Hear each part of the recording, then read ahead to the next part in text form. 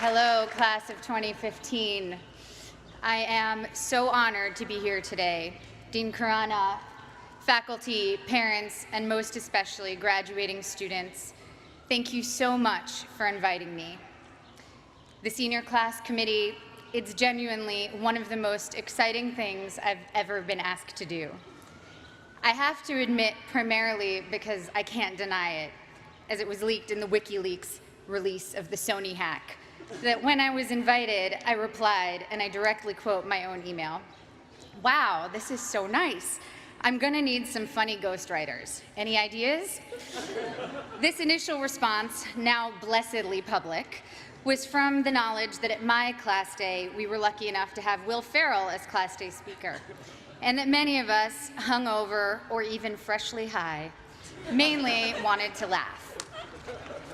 So I have to admit that today, even 12 years after graduation, I'm still insecure about my own worthiness. I have to remind myself today, you are here for a reason.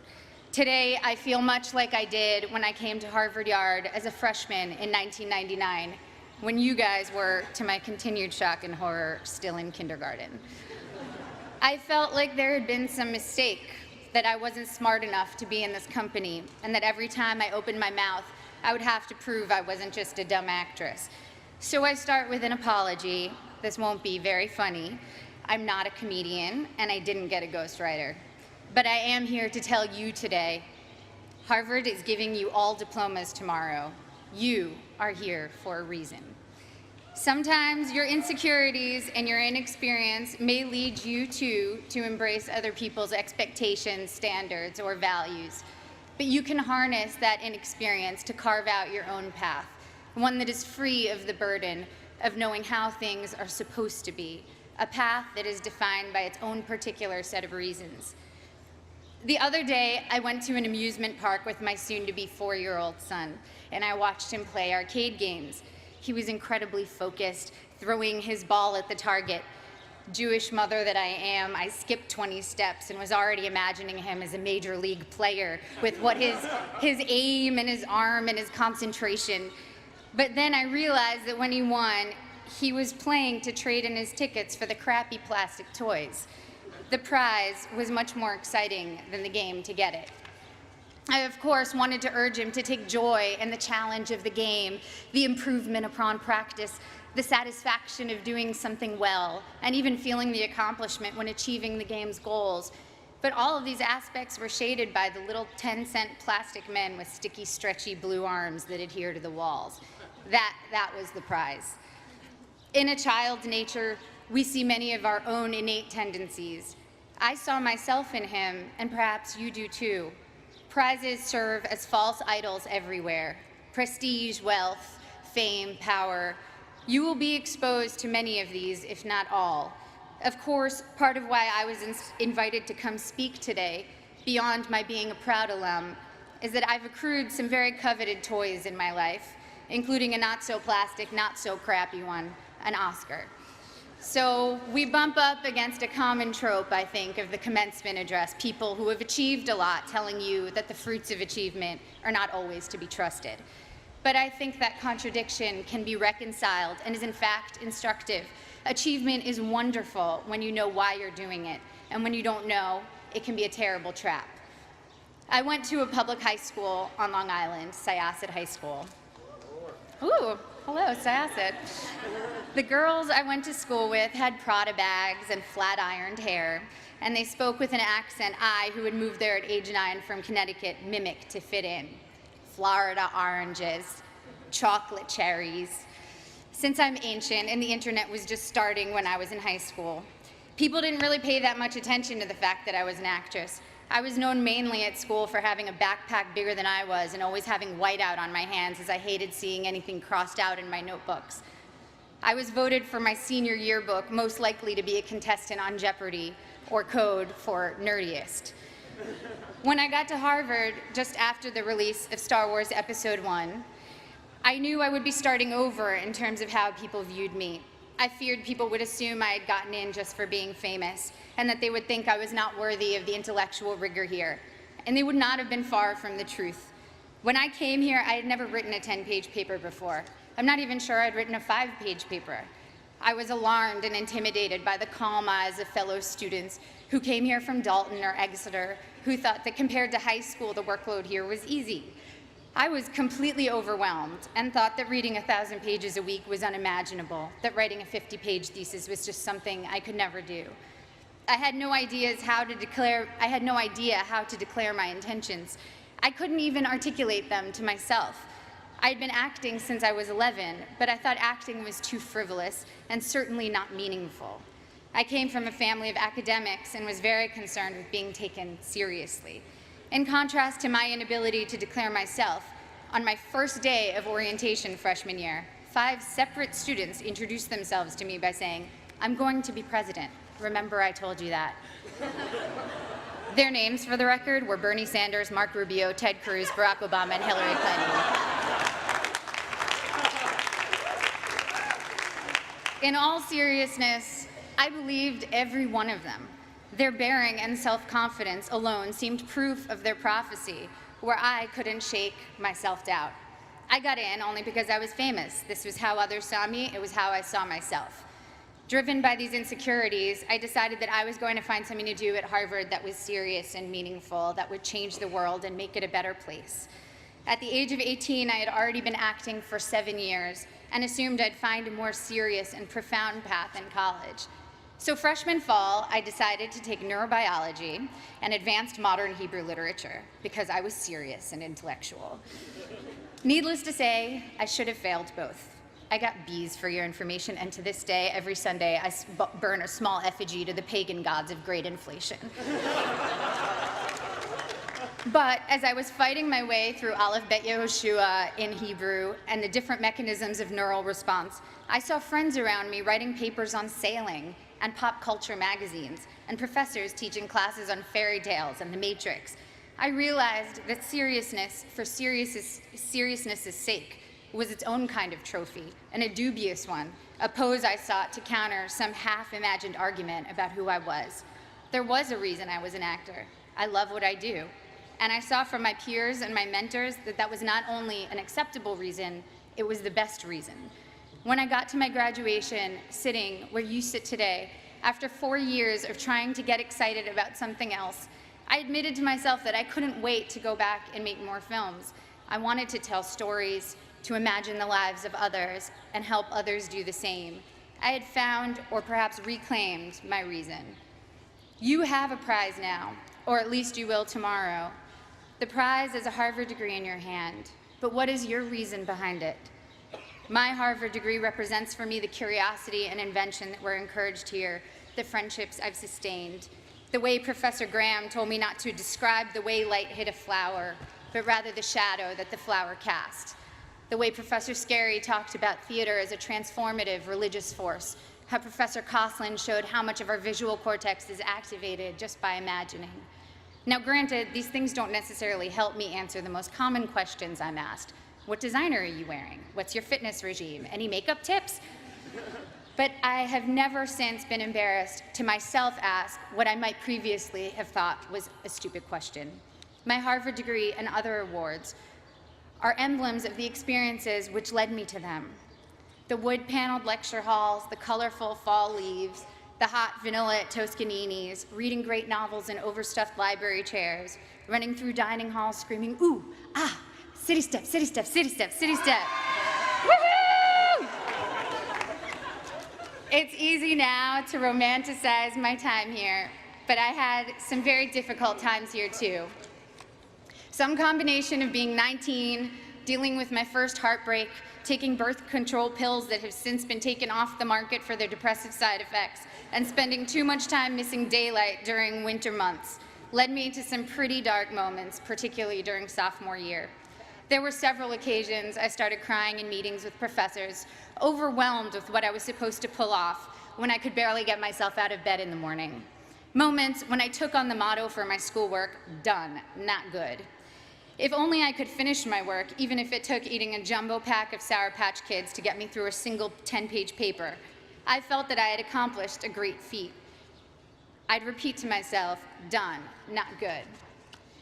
A couple of years ago, I went to Tokyo with my husband, and I ate at the most remarkable sushi restaurant. I don't even eat fish, I'm vegan, so that tells you how good it was. Even with just vegetables, this sushi was the stuff you dream about. The restaurant had 6 seats. My husband and I marveled at how anyone could make rice so superior to all other rice. We wondered why they didn't make a bigger restaurant and be the most popular place in town. Our local friends explained to us that all the best restaurants in Tokyo are that small and do only one type of dish, sushi or tempura or teriyaki, because they want to do that thing well and beautifully. And it's not about quantity, it's about taking pleasure in the perfection and beauty of the particular. I'm still learning now that it's about good and maybe never done, that the joy and work ethic and virtuosity we bring to the particular can impart a singular type of enjoyment to those we give to, and of course to ourselves. In my professional life, it also took me time to find my own reasons for doing my work. The first film I was in came out in 1994. Again, appallingly, the year most of you were born. I was 13 years old upon the film's release, and I can still quote what the New York Times said about me verbatim. Ms. Portman poses better than she acts. The film had a universally tepid critical response and went on to bomb commercially. That film was called The Professional, or Leon in Europe, and today, 20 years and 35 films later, it is still the film people approach me about the most to tell me how much they loved it, how much it moved them, how it's their favorite movie. I feel lucky that my first experience releasing a film was initially such a disaster by all standard measures. I learned early that my meaning had to be from the experience of making the film and the possibility of connecting with individuals rather than the foremost trophies of my industry, financial and critical success. And also that those initial reactions could be false predictors of your work's ultimate legacy. I started choosing only jobs I was passionate about and from which I knew I could glean meaningful experiences. This thoroughly confused everyone around me, agents, producers, and audiences alike. I made Goya's Ghosts, a foreign independent film, and studied art history, visiting the Prado every day for 4 months as I read about Goya and the Spanish Inquisition. I made V for Vendetta, a studio action movie for which I learned everything I could about freedom fighters who in other eyes might be called terrorists, from Menachem Begin to the Weather Underground. I made Your Highness, a pothead comedy with Danny McBride, and laughed for 3 months straight. I was able to own my meaning and not have it be determined by box office receipts or prestige. By the time I got to making Black Swan, the experience was entirely my own. I felt immune to the worst things anyone could say or write about me, and to whether an audience felt like going to see my movie or not. It was instructive for me to see that for ballet dancers, once your technique gets to a certain level, the only thing that separates you from others is your quirks, or even flaws. One ballerina was famous for how she turned slightly off balance. You can never be the best technically. Someone will always have a higher jump or a more beautiful line. The only thing you can be the best at is developing your own self. Authoring your own experience was very much what Black Swan itself was about. I worked with Darren Aronofsky, the film's director, to change my last line in the movie to, "It was perfect," because my character, Nina, is only artistically successful when she finds perfection and pleasure for herself, not when she's trying to be perfect in the eyes of others. So when Black Swan was successful financially and I began receiving accolades, I felt honored and grateful to have connected with people. But the true core of my meaning I had already established, and I needed it to be independent of people's reactions to me. People told me that Black Swan was an artistic risk, a scary challenge to try to portray a professional ballet dancer. But it didn't feel like courage or daring that drew me to it. I was so oblivious to my own limits that I did things I was woefully unprepared to do. And so the very inexperience that in college had made me feel insecure and made me want to play by others' rules now was making me actually take risks I didn't even realize were risks. When Darren asked me if I could do ballet, I told him that I was basically a ballerina, which, by the way, I wholeheartedly believed. When it quickly became clear in preparing for the film that I was maybe 15 years away from being a ballerina, it made me work a million times harder, and of course, the magic of cinema and body doubles helped the final effect. But the point is, if I had known my own limitations, I never would have taken the risk. And the risk led to one of my greatest artistic and personal experiences, in that I not only felt completely free, I also met my husband during filming.